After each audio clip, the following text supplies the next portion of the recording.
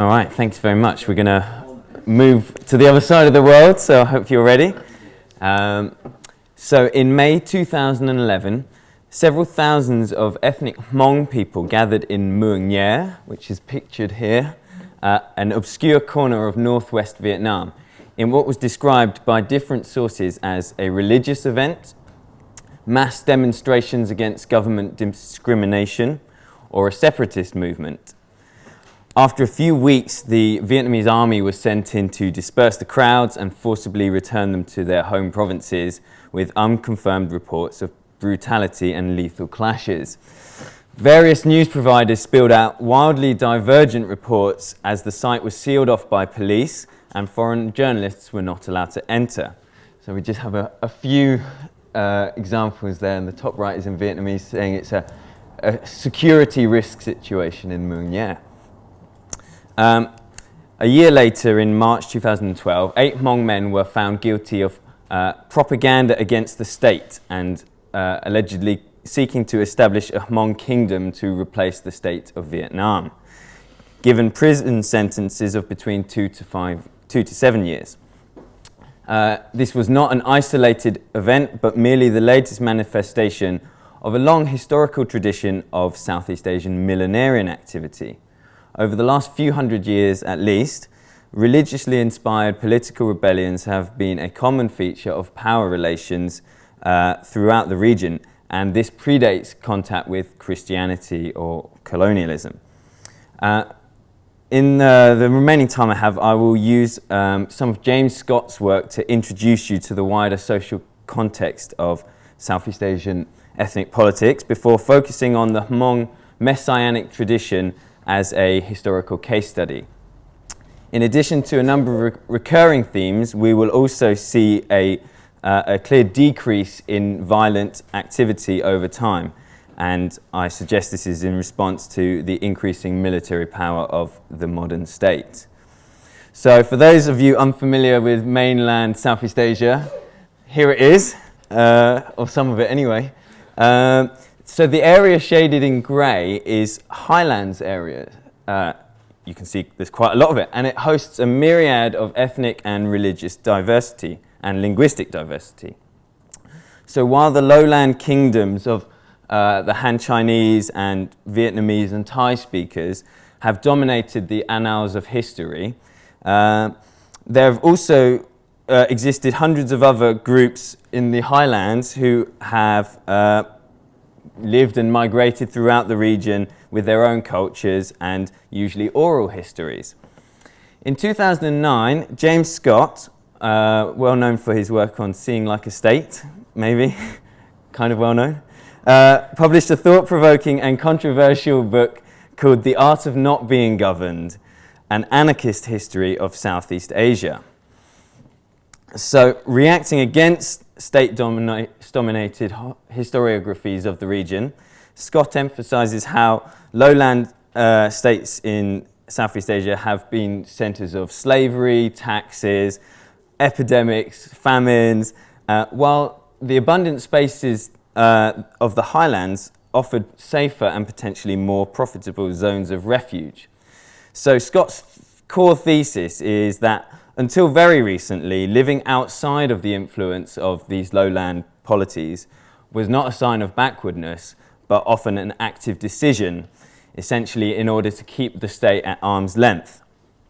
And along these lines, Scott describes millenarianism as an audacious poaching of the lowland ideological structure to fashion movements that aim at warding off or destroying the states from which they are poached, with messianic charisma as a kind of temporary glue to mobilize dispersed societies who otherwise do not resist collectively.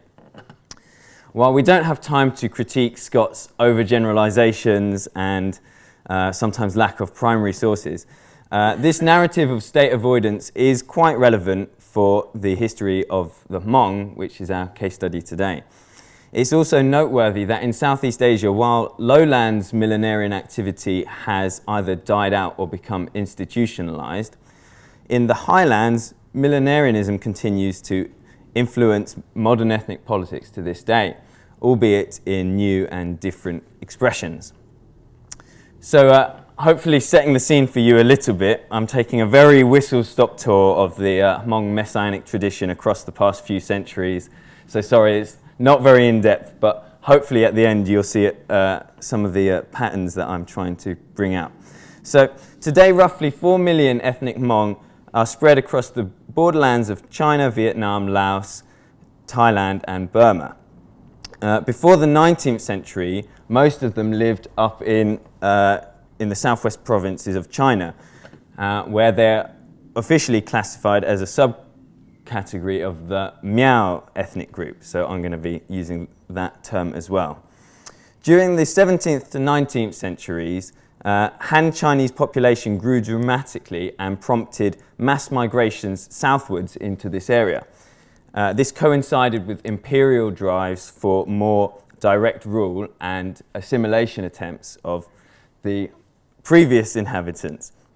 This led to a series of rebellions across South China, which devastated the region and caused many, including Hmong speakers, to flee to Southeast Asia in the aftermath. So these stars represent separate incidents of recorded millenarian activity, of course with the proviso that they were recorded by the opponents of whatever millenarian activity was going on. So for instance,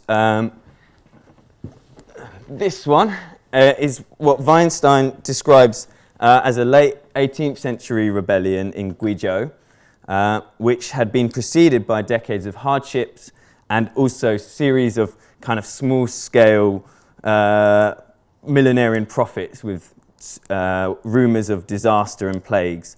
So in 1797, a local healer declared himself to be the Miao king and joined forces with an immortal empress, of whom it was said could make abundant rice fall from heaven, sprinkle magic beans which would become soldiers, and incantations could make the followers invulnerable to enemy gunfire. After months of attacks on Han settlements and an unsuccessful siege on the province or the district capital, the imperial army arrived, as you can see there, and massacred the followers, capturing and publicly executing the ringleaders. However, according to the oral indigenous tradition, just before the Miao king and immortal empress were killed, they said, "After death we shall return, you may expect us to attack you at any time," which kind of sets the tone. So fast forward 120 years and 1,000 miles south to the northern highlands of French Indochina, which hosted the Bachai revolt of 1918 to 21, which was also known as Guerre de Fou, or War of the Insane, because rebels believed themselves to be invulnerable to French bullets. And there's a book by Christian Coulas on the subject. Starting as a retaliation against Mandarins in Yunnan, a group of Hmong crossed the border into, modern-day Vietnam, and a man declared himself to be the Messiah, which drew several people from all over, and they rebelled against oppressive tax collectors and established their own kingdom. Eventually, the French army intervened and chased Bachai into Laos, where he was eventually caught and executed, bringing the movement to an end. Nevertheless, as a result, the Hmong were given more autonomy and allowed to administer their own taxes as the French attempted to avert further rebellion. During the Second Indochina War, there's some of the people who were captured. During the Second Indochina War, millenarian activity proliferated as the Hmong were really caught in the crucible of fighting between colonial, nationalist and communist forces. As Cold War conflict escalated in the 1960s, thousands of Hmong were forced to become refugees in free fire zones and dependent on airlifts of rice from CIA-chartered planes. In this desperate situation, Halpern describes rumours that Jesus Christ would soon appear riding a jeep and dressed in the clothes of an American, handing out weapons to dispose of local officials. In Xinjiang, which is around this area, an illiterate shaman named Xiongwei Yang created a script for Hmong language and assumed the title Savior of the Common People. Unlike previous messianic leaders, he did not lead any active revolts. Nevertheless, he was seen as a threat by both left and right-wing forces and was ultimately assassinated in 1971. A legacy of Xiongwei Yang is the Chao Fa movement, or Lord of the Sky movement, which is, this is the star that represents them, but they had a lot of activities. This army was basically fighting against the Lao Communist Party, and they used Xiong's script and claimed him as their spiritual leader. I love the subheading, a history that could be true. It's a nice little summary of my talk. After suffering heavy losses in Laos, the Chao Fa Hmong rebels retreated to an unorthodox Buddhist temple in Thailand, which became a base of military operations from 1971 onwards. And so this millenarian movement again played a strategic role in the Cold War, with the indirect support of right-wing factions of the Thai police, military and intelligence services, before most followers were repatriated to the USA in the 1990s. And it goes on. Meanwhile, in Vietnam, a staggering 300,000 Hmong have recently converted to Christianity, Protestant Christianity, since the late 1980s, and that is roughly a third of all Hmong in Vietnam. This remarkable phenomenon occurred in the absence of foreign missionaries and started when a Christian radio broadcasting company from the Philippines started broadcasting programs in Hmong language. Again, some authors consider this as a messianic movement, as mass conversions were soon followed by rumors that God or Jesus was about to return. And despite differing claims made about the Muang Ye incident in 2012, most sources agree that the majority of participants were Christians. So, coming back to Muang Ye, the Hmong acted peacefully this time by all accounts. However, the perceived threat by the Vietnamese state is seen in its actions, with a rapid assembly of police, army and border guard forces. One government report lists the rumours which attracted thousands of Hmong from across Vietnam. If you're Hmong, then you have to go to Muang Ye. There, Hmong king will appear and he will distribute the land and money to Hmong families. Whoever doesn't return will be attacked by the authorities, won't receive any land or money. And later, rocks will turn into buffaloes and cows, small stones will turn into gold and silver, corn will sprout up all over the fields and forests. The report goes on to build a stereotypical barbaric image of every young man coming with a machete by his side, as in from time immemorial. While another article asserts that the police confiscated a number of weapons from Muang Ye, although this is disputed by some informants who I met while conducting fieldwork in northwest Vietnam. One man I met had a relative who was killed at Muang Ye by the state forces, but claimed that the Hmong there were unarmed and were convinced by miraculous signs that weapons would not be needed to achieve their goals. So this very brief overview has glossed over many significant things that I could say but don't have time to. One important factor, if we look at the map again, is the importance of borderlands as a space that enables millenarian leaders and followers to cross borders and avoid state forces, or to recruit more people. Other recurring themes are severe socio-economic hardship or instability, whilst conversely the period between World Wars I and II, which were kind of relatively stable, there was no such movement or activity recorded.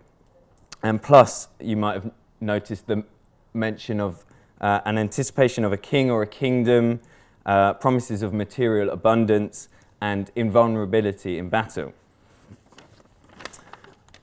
There's one final thing that you might not have noticed, but if we arrange the events into a crude timeline, and there's lots here that I haven't had time to go into, we can also see some changing dynamics of millenarian movements over time. Firstly, there's been a general shift from open armed rebellions to more peaceful, indirect forms of resistance. So if we're looking at this column, whereas the violent rebellions during the mid-19th century achieved some military success for perhaps over a decade, most recent activity has been in the form of non-violent or only covertly violent activity.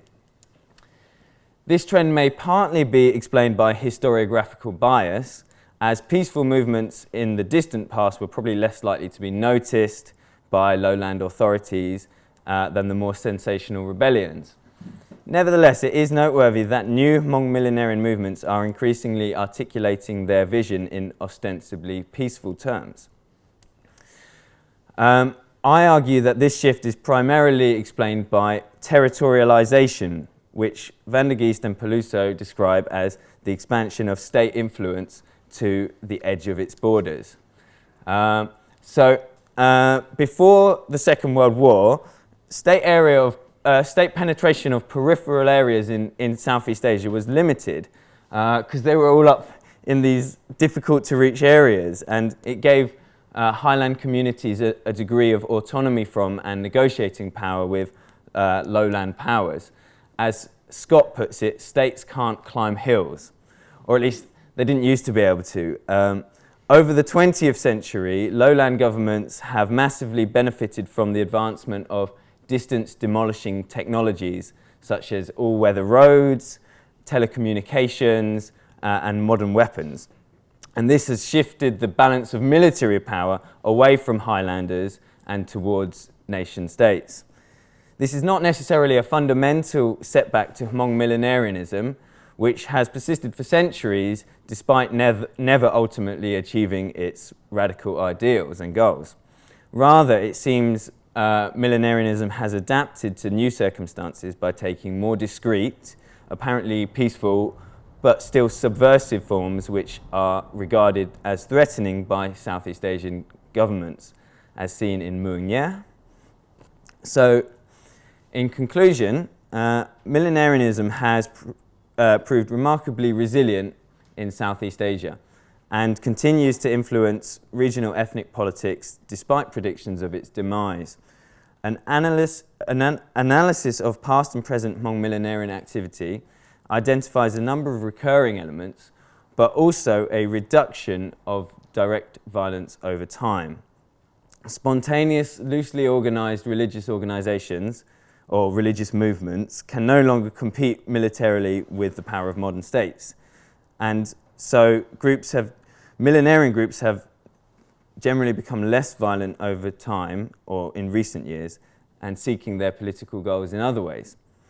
While there appears to be a messianic undertone within Hmong culture which forms part of their social and historical background, certain events and contexts can act as triggers to bring it to the forefront. Although it's also worth saying that in each of the events above, there was only a tiny fraction of the Hmong population participated in the rebellions. Most people wanted a peaceful life or, were opposed to it. Nevertheless, until the triggers of grievance are addressed, be that relative deprivation, threat of cultural extinction, or desire for more autonomy, there's no reason to expect millenarianism to cease among the Hmong or in other parts of Southeast Asia. Thanks very much.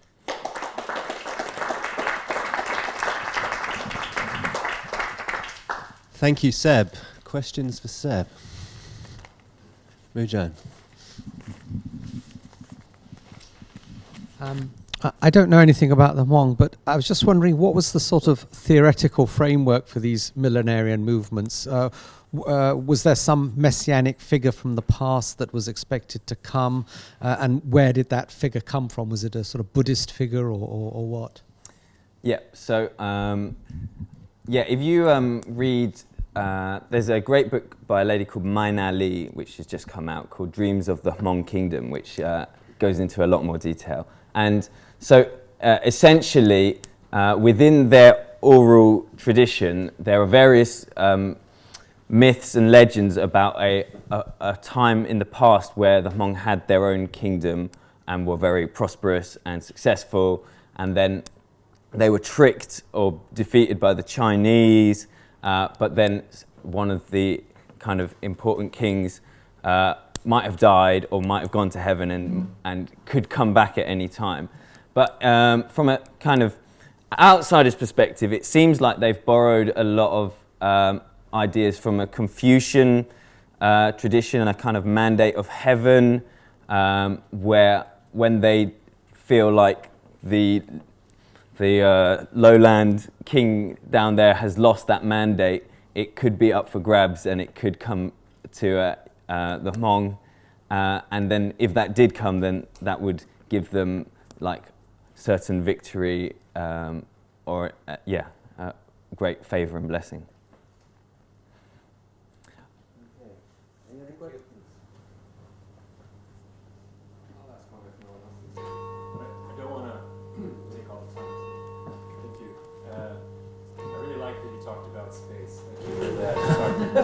I thought you'd like it. Yeah, that's nice. Just to add to that, and someone who works in your department, Stuart Alden, published this paper recently. He's a geographer, now he's a political theorist in Canada. And he talks about vertical geopolitics. And I was struck by the James Scott discussion about how states can't climb hills. It's brilliant. And Stuart talks about this kind of, we often think about space as two-dimensional. We look down the world and we divide it up that way. But what you're describing here is a kind of verticality that complicates the politics that are going on here. I wonder if you can talk about that. Yeah, I mean, Scott's book about precisely this kind of vertical geopolitics is a fairly... the way that he presents it is that it used to be all-important, and now, thanks to these distance-demolishing technologies, it's become almost irrelevant. So he has a kind of, he's been accused of like over-determinism in the past, and then kind of, I think he's kind of written it off too early to describe what is happening these days. And yeah, like I pointed out, in Southeast Asia, not just the Hmong, many groups have been involved in millenarian activity. In South Vietnam, early 20th century, there were these different groups like the Cao Dai and Hoa Hao movements who had they were millenarian, and they had their own armies, and they were competing against the communist group party and other groups. But over time, they have either been wiped out or become an institutionalized religion, which is kind of all controlled and not too scary anymore. Whereas in the highlands, these movements and activities are continuing, and there's things happening in the Thai-Burma border, Vietnam-Cambodia border. I can give you some references. And so I certainly think that vertical geopolitics is still relevant at the moment in Southeast Asia. Terrific. Anyone else? Nope. Thank you, Seb. Fantastic. Thank you. Cheers.